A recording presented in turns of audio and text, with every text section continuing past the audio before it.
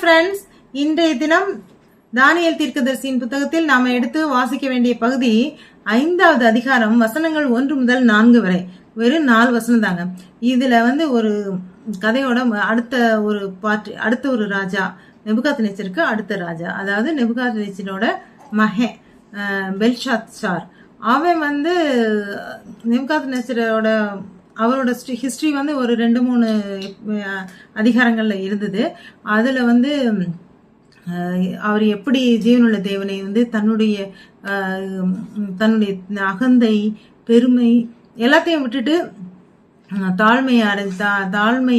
தாழ்மையின் கோலத்தை எடுத்து தாழ்மையா இருந்து அவருடைய அரசாட்சியை திரும்ப பெற்றுக்கொண்டார் அப்படின்னு நேற்று வரைக்கும் பார்த்தோம். அவருடைய மகன் தான் பெல்ஷாத்சார்.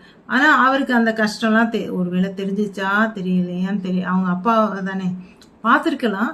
இருந்தாலும் இவருக்கு நேரடியா தான் அரசரா வந்துட்டோம் அப்படின்னால அவர் ரொம்ப தாழ்மை, ராஜானாலே அந்த மாதிரி பெருமை எல்லாமே இருக்கும் இல்லையா. அந்த நெபுகாத்நேச்சர் தன்னுடைய வாழ்க்கையில அடிபட்டு அதுக்கப்புறம் தான் அவர் உணர்ந்தாரு, இவர் அந்த மாதிரிலாம் இல்லாதனால நேரடியா ராஜா வந்துட்டாரு. அதனால இவருக்கு ரொம்ப பெருமை, தான் செய்யறதெல்லாம் கரெக்டு அப்படின்ற மாதிரி நினைக்கக்கூடியவர் அப்படியா இருந்திருக்காரு. அப்ப என்னாச்சு, ஒரு நாள் 1000 பிரதானிகள் அவங்க பேரை கூப்பிட்டு பெரிய விருந்து வைக்கிறாரு. அந்த விருந்து அதுதான் புசிப்பும் குடிப்புமான விருந்து தான். அந்த விருந்து நடந்துகிட்டு இருக்கும்போது அவர் ஒரு பெரிய தவறு செய்யறார். அது என்ன அப்படின்னா, நெபுகாத்நேச்சர் அவரோட காலத்துல இதுல இருந்து தேவாலயத்திலிருந்து எடுத்து வந்ததா திருடி வந்ததா அப்படின்ற மாதிரி எடுத்து அவருடைய அரண்மனையில சேர்த்து வச்சிருந்த பொன் வெள்ளிய ஆபரணங்கள், அந்த பொன் வெள்ளியில செய்யப்பட்ட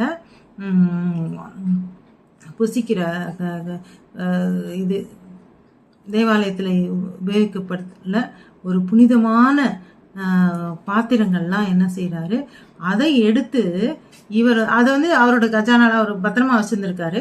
அதை இவர் எடுத்துட்டு வர சொல்லி அதை தானும் தன்னுடைய மனைவிமார், தன்னுடைய வப்பாட்டிமார், தனக்கு தெரிஞ்ச அதிகாரிகள் எல்லாருக்கும் குடிக்கிறதுக்கு கொடுத்தா. அந்த பாத்திரத்தை, புனிதமான பாத்திரத்தை பயன்படுத்திட்டாரு. அதுதான் இன்னைக்குரிய போர்ஷன். அது அடுத்து என்ன நடக்குது அப்படின்றத வரும் நாட்கள்ல பார்ப்போம். அல்லேலூயா.